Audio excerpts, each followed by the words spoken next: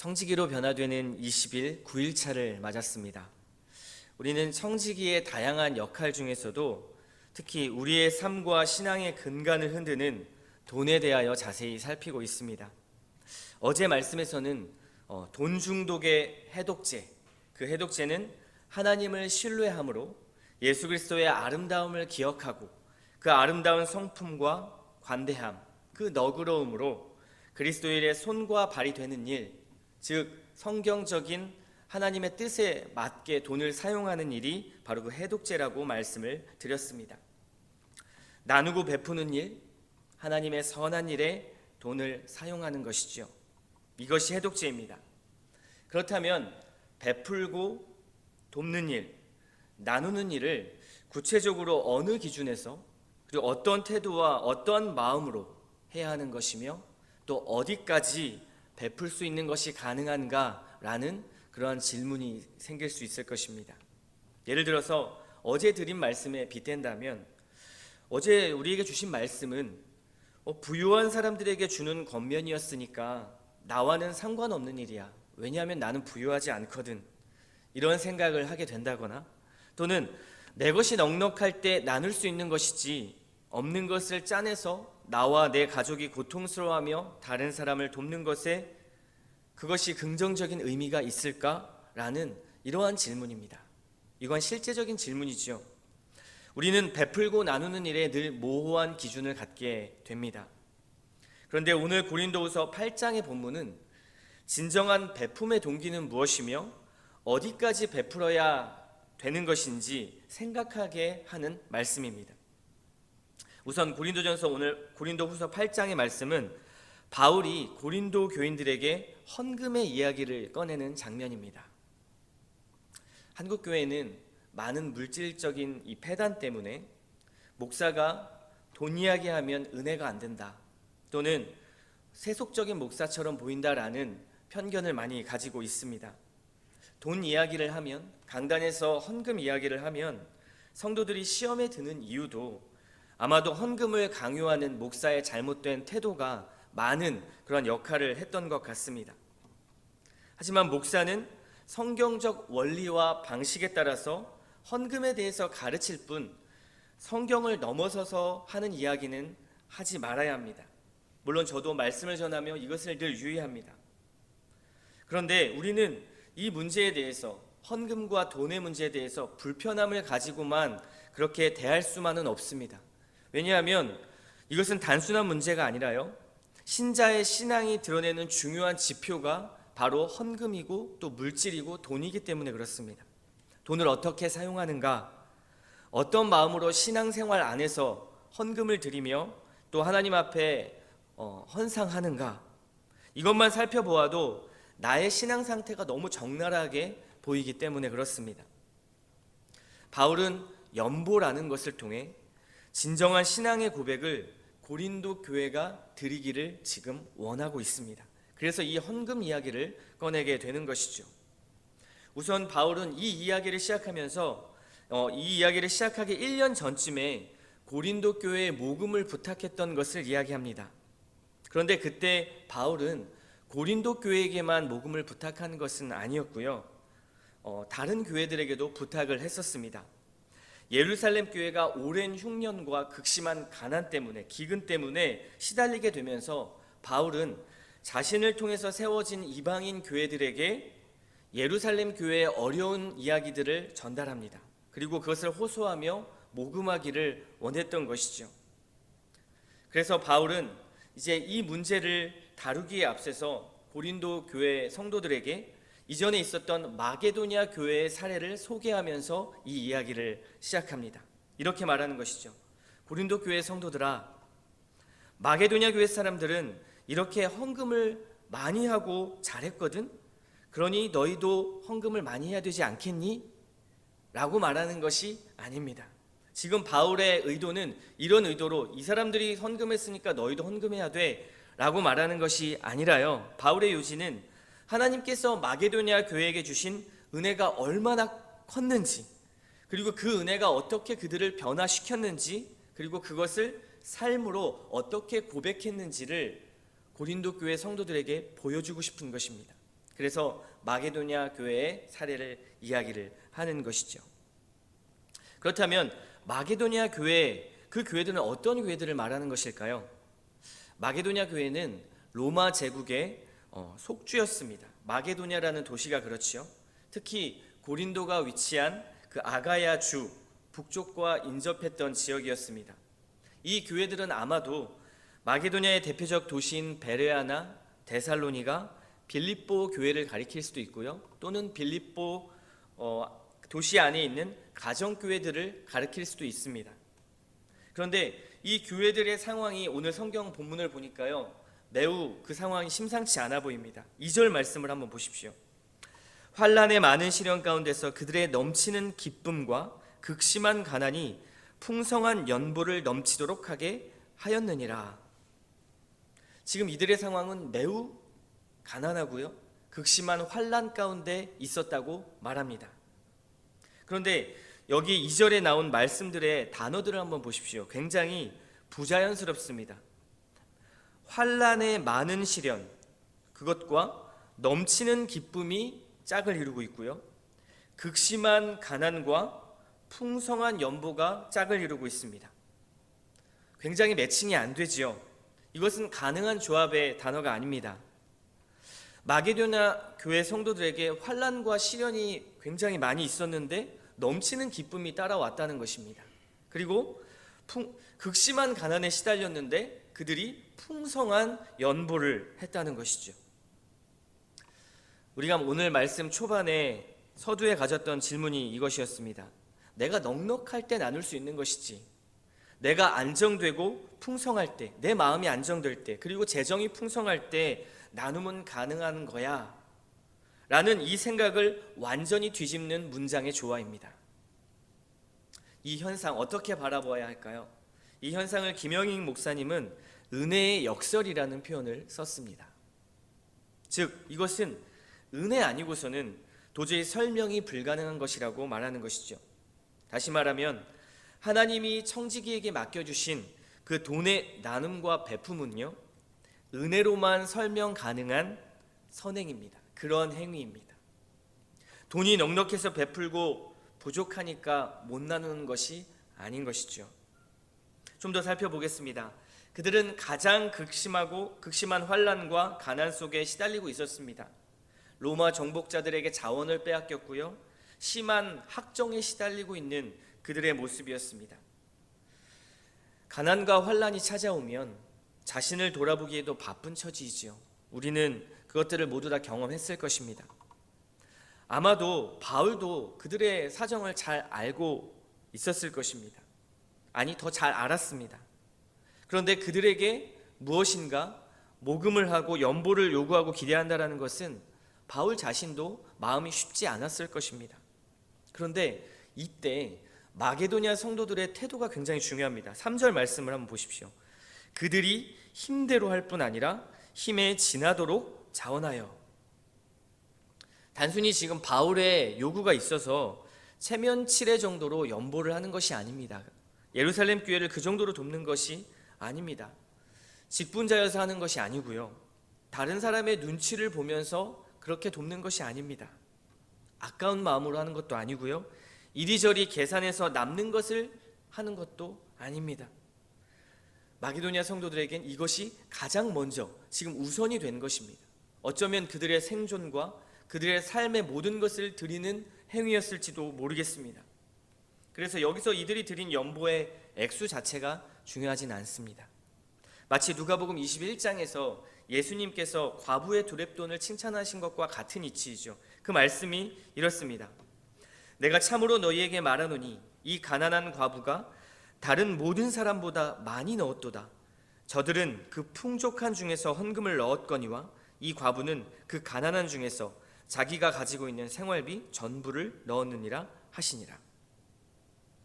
예수님이 말씀하시는 이 헌금의 접근법은 다릅니다. 마게도냐 성도들은요, 자신들의 전부, 성경의 표현으로 하면 전부 이상을 드렸습니다. 심지어 5절에서 바울은 이렇게까지 표현하지요. 그들은 먼저 자신을 주께 드렸다. 즉 자신을 주께 드렸다라는 표현을 씁니다. 또 4절의 말씀도 마게도냐 성도들의 모습에 놀라지 않을 수 없습니다. 이 은혜와 성도 섬기는 일에 참여함에 대하여 우리에게 간절히 구하니. 이 구절을 새 번역에선 이렇게 번역합니다. 그들은 성도들을 구제하는 특권에 동참하게 해달라고 우리에게 간절히 청했습니다. 이 번역이 헬라어 원문의 의미를 더 잘 살린 번역입니다. 무엇입니까? 예루살렘 교회를 구제하는 일에 동참할 수 있도록 우리들에게 그 특권을 주십시오. 그 은혜를 주십시오. 라고 말하는 것이 지금 마게도냐 성도의 태도입니다. 지금 이들의 태도는요, 우리가 가지고 있는 구제의 관점을 완전히 깨뜨립니다. 보통 나누고 베풀면 받는 사람에 대하여 우월감이 생기지 않습니까? 내가 주었으니까요. 그리고 또 도운 것에 대하여 자신의 생각보다 상대가 감사해야 하지 않으면 우리는 괘씸해하곤 합니다. 내가 이만큼 줬는데. 또 무엇인가 주었으면 무엇인가 받을 염두를 하지요. 그리고 보통은 구제에 대하여서 형제 자매를 섬길 기회, 순종의 기회로 삼지 않고 어떤 깊은 부담과 한 달 생활비 그리고 지출의 내역부터 계산하기 마련입니다. 그런데 이들의 구제관은 다릅니다. 하나님의 주신 특권이라고 생각하는 것이죠.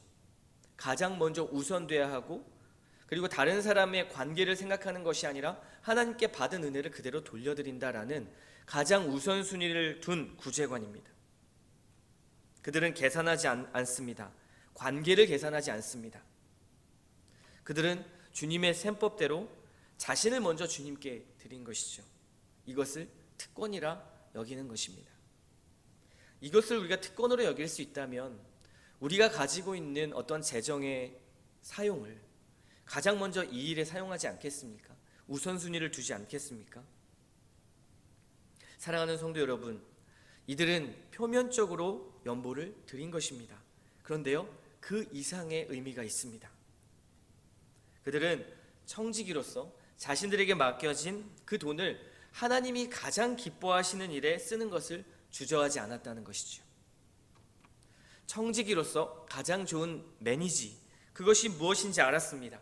자신의 안전을 위해서 꽁꽁 움켜쥐고 더 많이 갖고 모아서 쌓는 것이 아니라 다른 사람에게 하나님이 주신 은혜와 돈을 흘려보내는 일이 하나님을 향한 자신들의 진실한 신앙 고백이라는 것을 깨달았던 것입니다. 청년 때 교회에서 부흥 집회를 한 적이 있습니다. 부흥 강사님이 그런 말을 하시더라고요. 여러분, 하나님께 인색하게 드리지 마세요. 하나님께 평생에 기억될 예물을 이번 부흥 집회 때 드리세요. 하나님이 기억하시고 여러분들에게 갚아주실 겁니다. 이 말씀에 대해 어떻게 생각하십니까? 우리가 하나님께 드리는 예물, 헌물, 그 헌상의 동기가 어디에 있는 것일까요? 앞으로 받을 축복에 있습니까? 그렇지 않습니다. 오히려 우리가 드리는 예물은, 그 반응은 하나님께서 이미 주신 축복에 반응하여 드리는 것입니다. 앞으로 받을 축복에 투자하는 것이 아닌 것이죠. 저와 여러분은 하나님께 이미 은혜를 받았습니다. 하나님의 자녀가 되는 권세를 주셨고요, 고아에서 하나님의 자녀가 되는 특권을 주셨습니다. 복을 위해 헌금으로 투자하는 것, 그것은 무속신앙과 별 다를 바가 없습니다. 마게도냐 성도들의 이 자원하는 마음, 가난함과 극심한 환난 가운데 헌금할 수 있었던 것, 누군가를 도울 수 있었던 것, 그 동기는 바로 받은 은혜의 감사였습니다. 여러분, 하나님께 받은 은혜를 한번 기억해 보십시오. 왜 이 자리에 나와 계십니까? 왜 기도하십니까? 나의 정체성은 무엇입니까? 또 한 번은 청년부 때 목사님께서 헌금에 관하여 했던 설교가 기억이 났습니다. 이미 오랜 세월 봐왔던 청년들에게 그 목사님이 그런 말씀을 하셨습니다. 너희는 초등학교, 중학교, 고등학교 때도 늘 헌금이 1,000원이었는데 직장인이 되었어도 1,000원이 금액이 변하지 않는구나. 그 말씀을 들을 때 그때는 좀 거부감이 들었지만 이것은 굉장히 생각해 볼 문제입니다. 세월이 흐르고 수입이 늘어나고 주님이 많은 것으로 채워주셨는데 드리는 것을 아까워하는 마음이 있다라는 것이죠. 그리고 이런 생각을 했습니다. 내가 신앙의 영역과 돈의 영역을 떨어뜨려서 분리해서 생각했구나. 더 많은 것을 맡겨주셨으니 청지기로서 더 많이 주의 일에 사용할 수 있는 기회를 주신 것인데 그것을 내가 제한하고 있었구나라는 생각을 하는 것이죠. 늘 하나님께 대한 그 신앙 고백이 형식적인 1,000원만큼에 머물러 있는 것입니다. 그 목사님의 지적은요, 1,000원 그 액수를 지적하는 것이 아니라 1,000원을 헌금해서가 아니라 하나님 앞에선 청년들의 인색한 마음을, 형식적인 마음을 지적하셨던 것이죠. 여러분, 자신의 헌금 생활을 한번 돌아보십시오. 정해진 기준을 세워놓고 그 이상 헌금 드리기를 어려워하지 않으십니까? 이미 삶 속에 세워놓은 나만의 계획, 지출돼야 할 금액들이 이미 다 계산되어 있기 때문에 내가 드릴 수 있는 것은 정해지는 것입니다. 이 셈법은 정작 누군가가 더 많은 도움을 필요로 할 때 그때는 지갑을 열 수 없을 것입니다. 한 달에 들어가는 필요한 고정 지출들이 있을 것입니다. 누구나 다 있죠. 적금이 있고 노후를 준비하고 재테크에 투자하는 돈들도 있습니다. 자녀의 교육비, 생활비, 쇼핑 등이 있겠죠. 여기서 하나님의 일에 먼저 드리는 것은 아마도 쉽지 않을 것입니다. 때론 누군가를 더 도와야 하는 일이 생기고요.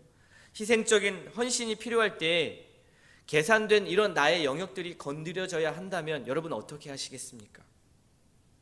하나님께 드리는 헌상의 예물은요, 체면치레의 형식도 아니고요, 의무를 위해서 하는 것도 아닙니다. 우리는 청지기로서 하나님이 주신 돈을 하나님이 가장 기뻐하시고 원하시는 일에 우선순위를 두고 사용할 수 있는 여지를 늘 남겨놓아야 합니다. 때론 여기에는 급진적인 희생이 필요할 때도 있고요. 나의 것을 포기하고 내가 쓸 것을 쓰지 않고 누군가에게 흘려야 할 때도 있습니다. 남는 것을 흘리는 것이 아니라 내 것을 포기하고 흘려야 될 때가 있는 것이죠. 이런 상황에 늘 익숙해지는 것, 이러한 삶을 익숙한 삶으로 받아들이는 것, 이것이 성도의 삶입니다. 어쩌다 한번 하는 것이 아니라요, 늘 이러한 상황 속에 나를 노출시키고 익숙해지는 것, 이것이 성도의 삶이라고 바울은 말하고 있는 것이죠. 사랑하는 성도 여러분, 오늘 말씀 통해 우리가 한 가지 기억해야 할 것은 베품의 동기는, 나눔의 동기는 하나님이 주신 은혜라는 사실입니다. 앞으로의 받을 축복이 아니라 이미 주신 은혜에 감사하는 것이죠. 그렇다면 어디까지 베풀어야 합니까? 다시 처음 질문으로 돌아가 보겠습니다. 베품의 범위도요, 은혜입니다. 우리가 받은 은혜의 범위가 베품의 범위가 되는 것입니다. 그리고 베품의 태도는 어때야 될까요? 베품의 태도도 그리스도께 받은 은혜가 중심이 됩니다. 주님의 성품이 중심이 되는 것이죠. 주님께서 자기의 몸을 들여 우리를 살리신 것처럼 우리가 우리의 몸을 희생하여, 우리의 재정을 희생하여 다른 사람을 대하는 그러한 태도 말입니다. 하나님이 가장 기뻐하시는 일은 바로 이 일, 이 은혜를 다른 사람에게, 그 누군가에게 흘리는 일입니다. 그리고 그 일은 구체적으로 돈으로 표현된다라는 것을 기억하십시오. 바울은 지금 돈으로 표현되는, 즉 하나님의 은혜가 어떻게 풍성하게 드러나는지를 오늘 고린도후서를 통해 말씀하고 있습니다. 그래서 오늘 묵상집의 기도처럼 우리 이렇게 이 아침에 함께 기도했으면 좋겠습니다. 주님이 기뻐하시는 나누고 베푸는 일에 우선순위를 두는 삶의 방식, 그 방식으로 변화되게 하옵소서. 마게도냐 성도들처럼 돈이 은혜를 앞서지 않고 은혜가 돈을 지배하게 하옵소서. 주님께 무엇을 받을 것을 기대하는 신앙에서 이제는 주님께 받은 은혜를 어떻게 갚을까 하는 성숙한 신앙으로 한 걸음 나아가는 그러한 청지기가 되게 하옵소서. 의무적인 헌금이 아니라 주님의 사랑, 그 사랑을 표현하는 헌금이 되게 하옵소서. 이렇게 기도하는 이 아침 시간 되시기를 주님의 이름으로 축원합니다.